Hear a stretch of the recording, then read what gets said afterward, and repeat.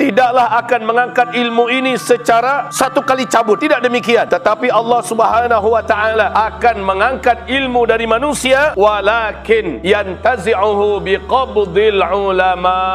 Ini hadis sahih Bukhari Muslim, lafaznya bimautil ulama, dengan kematian para alim ulama. Di dalam hadis lafaz Bukhari saja biqabdil ulama. Jadi qabdil ulama itu dengan dua pengertian. Para ulama-ulama yang benar ditangkap-tangkapin dan dibungkam mulutnya. Dia tidak bisa lagi menyampaikan dakwah. Dia tidak bisa lagi memberikan fatwa. Dia tidak bisa lagi menjelaskan halal dan haram. Sementara di Sahih Bukhari Muslim bimautil ulama, dengan kematian para ulama. Dan Nabi juga sudah menyebutkan, ulama umatku seperti nabi-nabi Bani Israel. Kita tahu sejarah nabi-nabi Bani Israel, ditangkap, disiksa, dibunuh, diusir. Ini nasib para nabi-nabi Bani Israel. Sebahagian dari mereka kamu dustakan, dan sebagian yang lain kamu bunuh mereka. Ini yang dilakukan oleh Bani Israel kepada para nabi-nabi yang Allah utus di tengah-tengah mereka.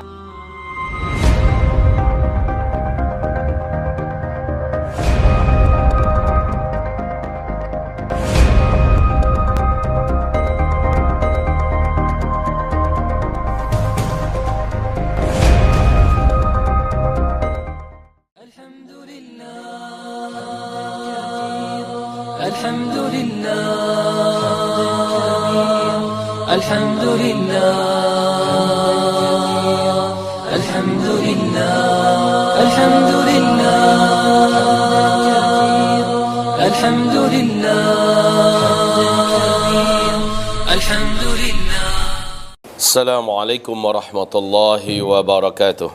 Alhamdulillahi rabbil alamin. Wa bihi nasta'inu ala umurid dunya wad din.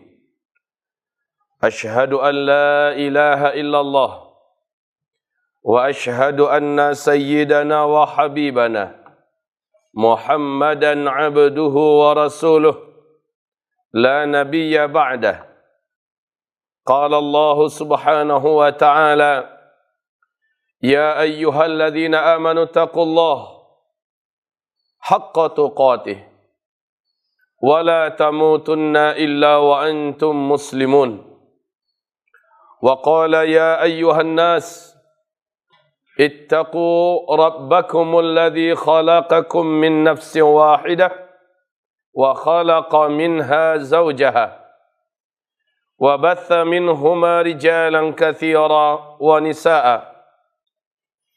واتقوا الله الذي تساءلون به والأرحام إن الله كان عليكم رقيبا وقال يا أيها الذين آمنوا اتقوا الله وقولوا قولا سديدا يصلح لكم أعمالكم ويغفر لكم ذنوبكم ومن يطع الله ورسوله فقد فاز فوزا عظيما اللهم ارحمنا بالقرآن وصدق الله العظيم وقال النبي صلى الله عليه وسلم إنما الأعمال بالنيات وإنما لكل امرئ ما نوى فمن كانت هجرته إلى الله ورسوله فهجرته إلى الله ورسوله ومن كانت هجرته لدنيا يصيبها أو امرأة ينكحها فهجرته إلى ما هاجر إليه أما بعد عباد الله,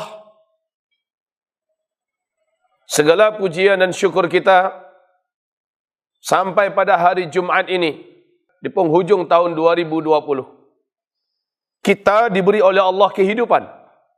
Dan dalam hidup ini masih ada iman di dalam dada yang menggerakkan kita menuju masjid. Dan dalam iman ini masih Allah beri rahmat dan kekuatan kepada kita untuk berada di atas amal-amal yang mulia. Tidak di tempat maksiat, tidak bersama ahli maksiat, dan tidak sedang bermaksiat. Kita berharap, memohon dan berdoa kepada Allah agar Allah mengistiqomahkan kita di atas kebaikan ini sampai kita menghembuskan nafas terakhir kita. Amin. Hari ini kita juga sampaikan salawat beserta salam kita sebagai umat yang baik, umat yang benar, yang pandai berterima kasih kepada sang junjungan tercinta, uswah dan qudwah termulia, Nabiuna Nabi besar Muhammad sallallahu alaihi wasallam. Alhamdulillah, perjuangan pengorbanan yang beliau lakukan tidak sia-sia. Sampai kepada Indonesia, dakwah beliau dibawa oleh para sahabat-sahabatnya, dan sampai pada hari ini kita dapat menikmati perjuangan tersebut.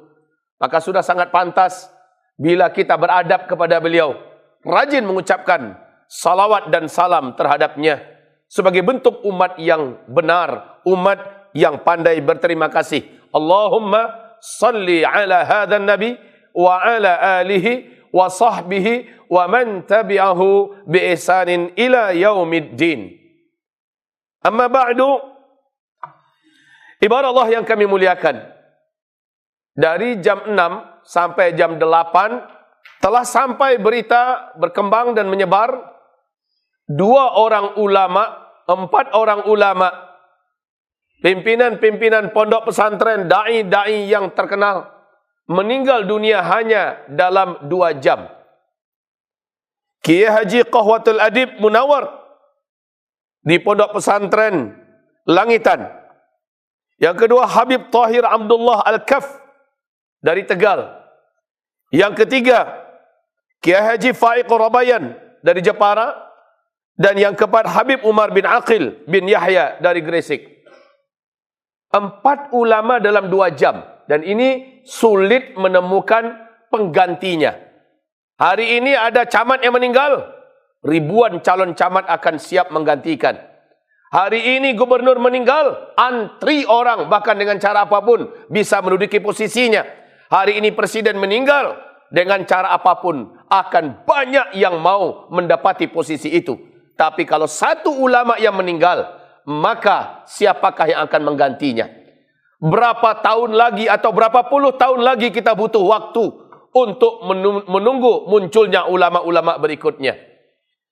Dari bulan Februari sampai bulan November, 92 orang ulama lurus yang telah Allah wafatkan dari Republik Indonesia ini.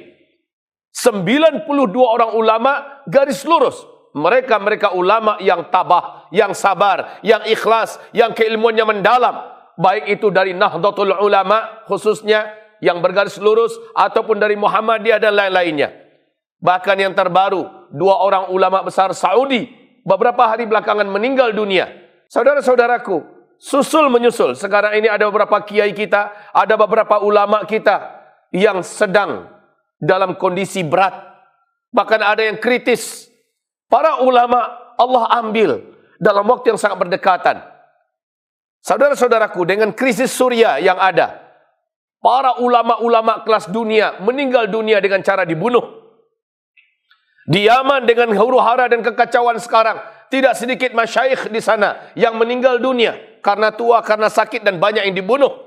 Di Arab Saudi, penangkapan besar-besaran terjadi kepada para alim ulama. Maka dalam hadis riwayat Imam Bukhari, Rasulullah sallallahu alaihi wasallam bersabda, "Innallaha la yaqbidul ilma intiza'an." Sesungguhnya Allah Subhanahu wa taala tidaklah akan mengangkat ilmu ini secara satu kali cabut. Tidak demikian. Tetapi Allah Subhanahu wa taala akan mengangkat ilmu dari manusia, yantazi'uhu minan nas, walakin yantazi'uhu biqabdil ulama. Ini hadis sahih Bukhari Muslim, lafaznya bimautil ulama. Dengan kematian para alim ulama. Kemudian ibarat Allah yang kami muliakan, di dalam hadis lafaz Bukhari saja, biqabdil ulama. Jadi qabdil ulama itu dengan 2 pengertian. Para ulama-ulama yang benar ditangkap-tangkapin. Dan dibungkam mulutnya. Dia tidak bisa lagi menyampaikan dakwah. Dia tidak bisa lagi memberikan fatwa. Dia tidak bisa lagi menjelaskan halal dan haram. Sementara di Sahih Bukhari Muslim, bimautil ulama, dengan kematian para ulama. Ada 2 cara Allah menjadikan ilmu itu tercabut. Pertama, para ulama-ulama yang lurus ditangkap-tangkapin. Yang kedua, bimautil ulama, dengan kematian para ulama. Dan Nabi juga sudah menyebutkan, bahawa nasib para ulama dari umatku nanti adalah ulama ummati ka anbiya'i Bani Israel. Ulama umatku seperti nabi-nabi Bani Israel. Kita tahu sejarah nabi-nabi Bani Israel, ditangkap, disiksa, dibunuh, diusir. Ini nasib para nabi-nabi Bani Israel. Fariqan minhum, sebahagian dari mereka kamu dustakan, dan sebagian yang lain kamu bunuh mereka. Ini yang dilakukan oleh Bani Israel kepada para nabi-nabi yang Allah utus di tengah-tengah mereka. Dan nasib ulama-ulama dari umatku, kata Rasulullah, akan senasib seperti para nabi-nabi daripada Bani Israel. Bila dirayu tidak mempan, bila diiming-imingi jabatan tidak tembus, bila diiming-imingi dengan dunia tidak berhasil, bila dirayu dengan wanita tidak kena, maka kemudian diberikan intimidasi, ditekan, dibenci, difitnah, dimusuhi. Kalau bisa terusir, nggak bisa juga diusir, dibunuh. Ini adalah langkah-langkah mereka yang Allah sebutkan dalam surah Al-Anfal, bahwa orang-orang kafir itu sangat ingin menangkap kamu, mengeluarkan kamu, membunuh kamu. Ini adalah suatu sunnatullah. Tapi di akhir zaman istimewanya, Allah istimewakan lagi dengan cepatnya para ulama-ulama ini meninggal dunia. Ibarat Allah, hamba-hamba Allah yang kami muliakan, ma'adhan Allah, ketika kita melihat kondisi yang semakin genting ini, maka apa yang harus menjadi buah renungan fikiran kita?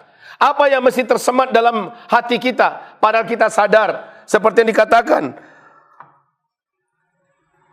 seperti yang disampaikan oleh Rasulullah SAW tentang kematian dan penangkapan para ulama ini. Sehingga mautu alfi abidin qaimil lail, kematian 1000 orang ahli ibadah, qaimil lail, ahli tahajud.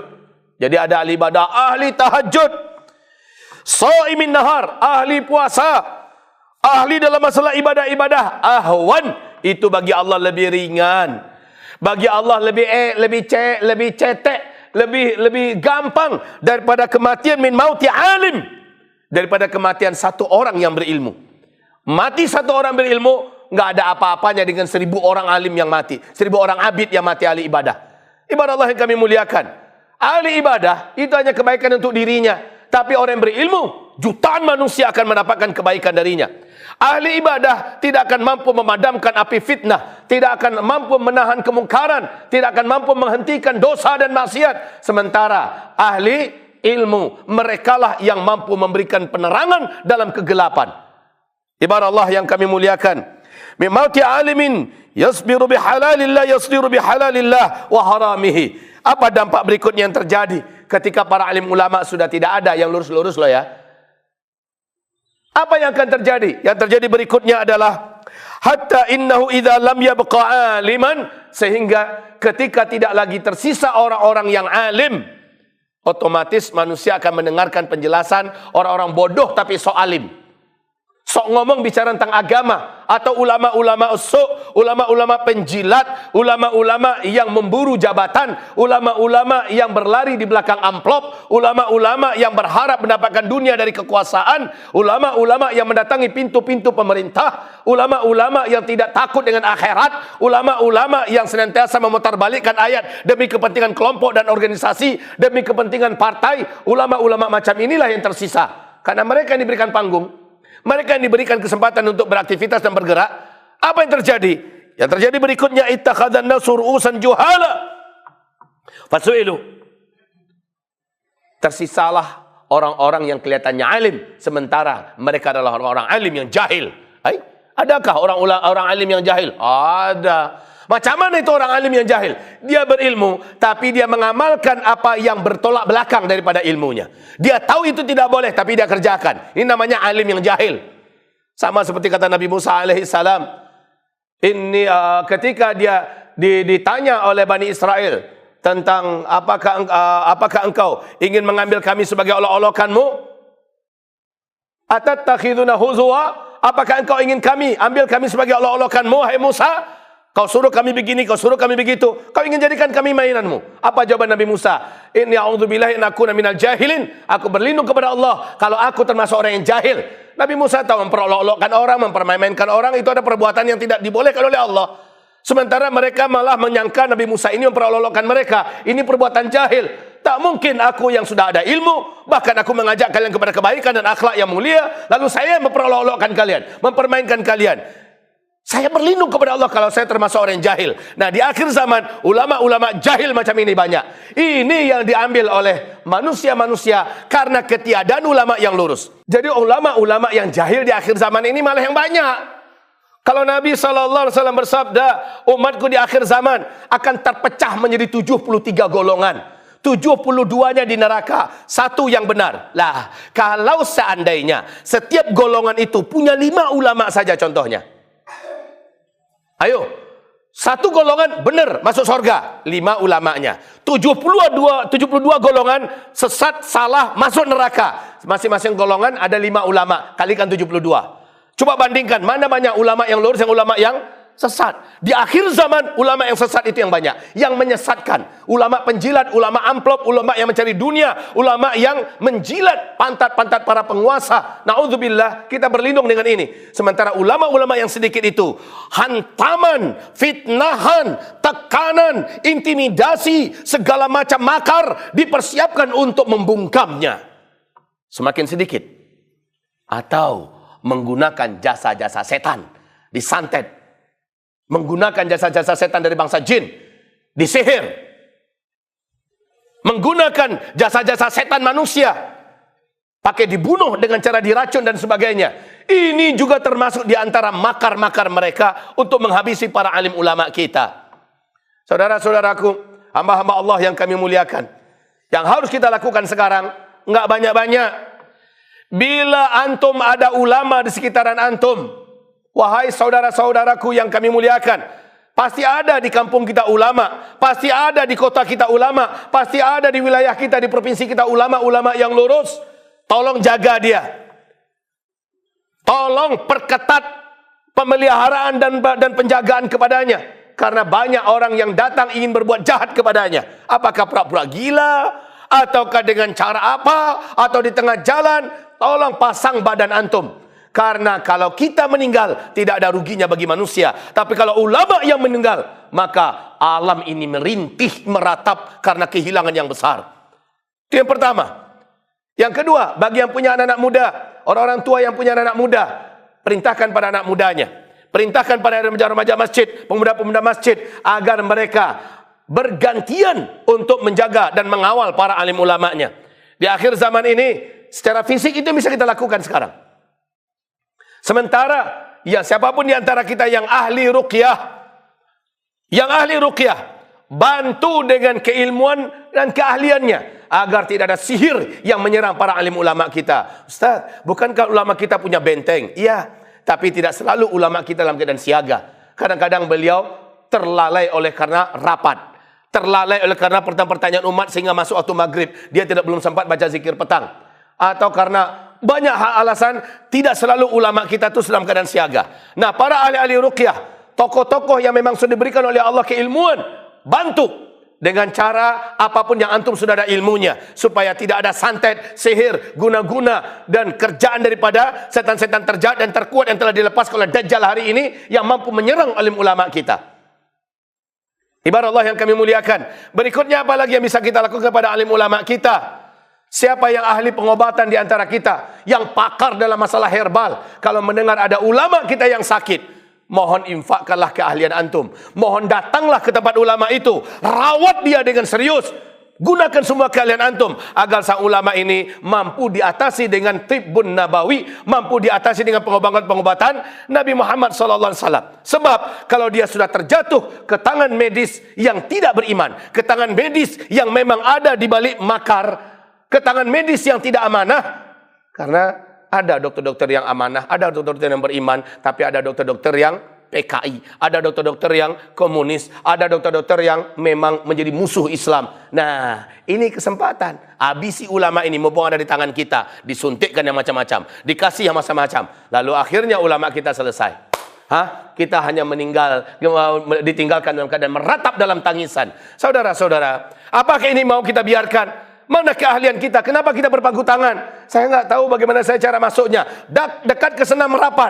Ambil dulu tazkiyah dengan ulama setempat bahawa saya memang adalah ahli tibun nabawi yang diakui dan beliau kenal. Maka bawa itu kepada keluarga ulama kita yang sakit. Kasih tahu bahawa ini adalah rekomendasinya. Lalu saya ingin ikut menterapi dengan serius dan saya wakafkan keahlian saya, waktu saya, bahkan saya siap membantu dengan obat-obatan tibun nabawi semampu saya. Begitu siapa punya ahli, dekati para alim ulama kita sedang dalam keadaan berat, dalam perawatan yang sangat berat. Dia adalah ulama penggerak, ulama tokoh pemersatu umat di daerah Jawa Tengah sana, ahli syariat, ahli fikih, dan beliau dalam keadaan kondisi berat.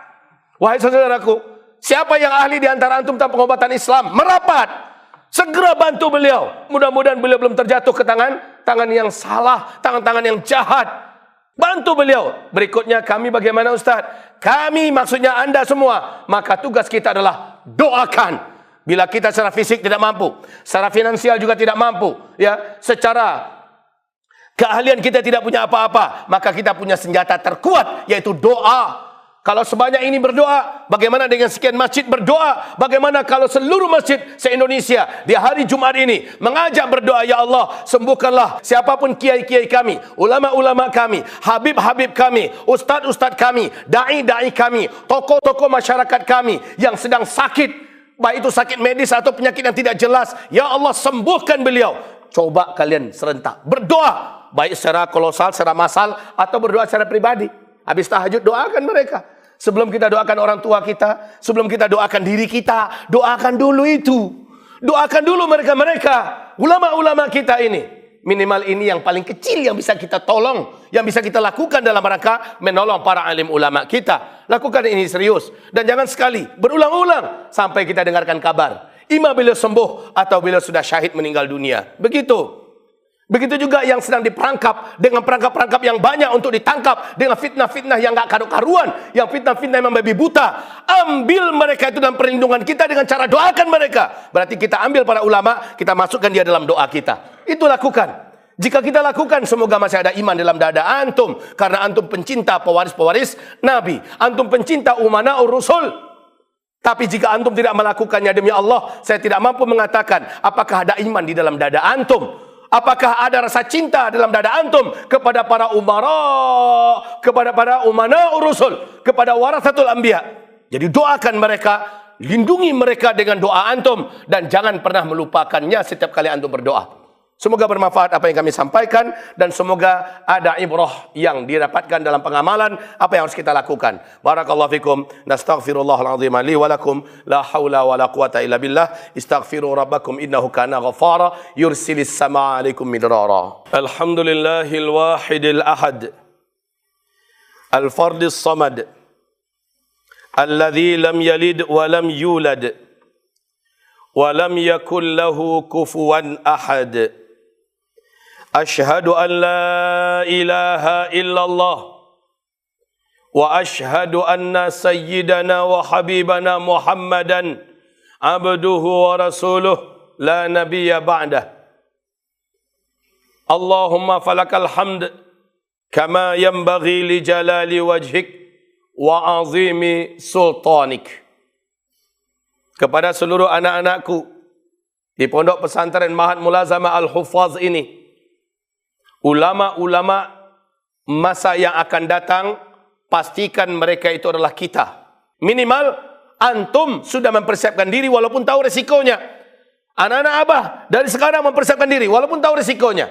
Kalau saya jadi ulama, apakah nasib saya akan seperti para nabi-nabi dan rasul Bani Israel? Mungkin. Lalu setelah itu sampailah kita di fase kelima. Fase itu dunia sudah aman, dunia sudah nyaman, dunia sudah tentram, sudah makmur, sudah kuat, sudah sehat. Islam yang memimpin dunia. Ibarat Allah yang kami muliakan. Untuk anak-anakku sekalian, optimislah kalian bahwa masa depan adalah untuk kita. Masa depan adalah untuk Islam, dan para pemimpinnya adalah kalian. Dan itu tidak lama insya-Allah taala. Kalau Allah panjangkan umur, itulah karunia Allah Subhanahu wa taala. Tapi kalau Allah ambil kami, karena hadisnya memang demikian, maka kami sudah umumkan pada kalian bahwa pelanjut kami adalah kalian semuanya. Bersiap-siaplah kalian dengan diri kalian, bersiap-siaplah kalian dengan tekad kalian. Kalian menjadi orang besar, tidak ada orang yang lebih besar melebihi ulama. Kalian menjadi orang terkenal, tidak akan ada yang lebih terkenal melebihi ulama. Kalian menjadi pemimpin dunia dan akhirat. Di akhir zaman, para ulama lah menjadi pemimpin dunia, sebagaimana kelak dia akan memimpin akhirat. Barakallahu fikum. Allahumma salli wa sallim ala hadha nabiyil karim wa ala alihi wa sahbihi ajma'in wa man tabi'ahu bi ihsanin ila yaumiddin. Allahumma ighfir lil muslimina wal muslimat والمؤمنين والمؤمنات الأحياء منهم والأموات برحمتك يا سميع يا قريب يا مجيب الدعوات يا أرحم الراحمين. Ya Allah, ya Rabbana, berikanlah penjagaanmu, berikanlah pemeliharaanmu, berikanlah pembelaanmu, berikanlah perlindunganmu ya Allah, serta sembuhkan, sehatkan seluruh yang sakit di antara alim ulama kami ya Allah. Seluruh para habaib kami yang tercinta ya Allah, seluruh para kiai-kiai dan dai-dai kami, baik yang ada di Nahdlatul Ulama, yang ada di Muhammadiyah, yang ada di Hidayatullah, yang ada di Wahdah Islamiyah, ulama-ulama, dai-dai dan ustaz-ustaz yang ada di Jama'atut Tabligh, para masyayikh dan lain-lainnya, seluruh mereka ya Allah, wahai Rabb kami, sembuhkan yang sakit di antara mereka ya Allah. Angkatlah seluruh penyakit-penyakit mereka ya Rabbana. Engkaulah Asy-Syafi, sang maha pemberi kesembuhan, serta lumpuhkan, mandulkan dan mantulkan seluruh makar-makar busuk yang dipersiapkan untuk menjebak para alim ulama kami ya Allah, untuk menghabisi, untuk menghadang langkah dakwah, bahkan untuk menyebarkan fitnah, membunuh, mematikan para alim ulama kami, para dai-dai kami di akhir zaman ya Allah. Wahai Rabb kami, kepada Engkau kami mengadukan ketiadaberdayaan kami, kepada Engkau kami sampaikan kelemahan kami. Hanya Engkaulah sang wali orang-orang yang beriman, hanya Engkaulah al-wakil, fa innaka ni'mal wakil, ni'mal maula wa ni'man nasir. Allahumma unsuril Islam wal muslimin fi Palestin. Ya Allah, tolonglah Islam dan kaum muslimin di negeri Palestina dalam rangka membebaskan Masjid Al-Aqsa kami. Tolonglah umat Islam dan kaum muslimin di Suriah sana ya Allah, di seluruh biladus Syam, dan seluruh kaum muslimin muslimat, mukminin mukminat yang mazlumina dan mazlumat. Anta waliyuna ya Rabbal mustad'afin, ya Rabbal mustad'afat. Ya Allah, ya Rabbana, tolonglah umat Islam dimanapun saja berada saat ini, termasuk di Indonesia yang tercinta ini ya Allah. Jagalah negeri kami menjadi negeri yang Engkau kuatkan dengan agama. Engkau tancapkan jiwa-jiwa agama ke dalam dada setiap orang-orang yang beriman di sini ya Allah, sehingga mereka tampil paling depan untuk menegakkan agama, bersatu untuk membela agama dan memenangkan agama ini ya Allah, ya Rahman, ya Rahim. Kami mohon kepada Engkaulah sahibul makar, Engkaulah pemilik makar yang tertinggi. Wa makaru wa makarallah wallahu khairul makirin. Mereka punya makar dan Engkau pun telah punya makar, dan makarmu lah yang pasti menang. Maka tunjukkan pada kami ya Allah makarmu yang Engkau kerjakan di Indonesia, sehingga seluruh makar orang-orang yang benci pada agamamu, seluruh makar orang-orang yang benci pada negara tercinta kami ini ya Allah, seluruhnya dalam kehinaan dan kembali kepada mereka akibat buruk dari makar-makar mereka itu ya Allah. Amin ya Rabbana ya Arhamar Rahimin. Rabbana atina fid dunya hasanah wa fil akhirati hasanah wa qina adzaban nar. Subhana rabbika rabbil izzati amma yasifun wa salamun alal mursalin walhamdulillahi rabbil alamin wa aqimus shalah. Inna fi iqamati shalah tanha 'anil fahsya'i wal munkari wal baghi ya'idzukum la'allakum tadhakkarun wa dzikrullahil akbar wa aqimus shalah.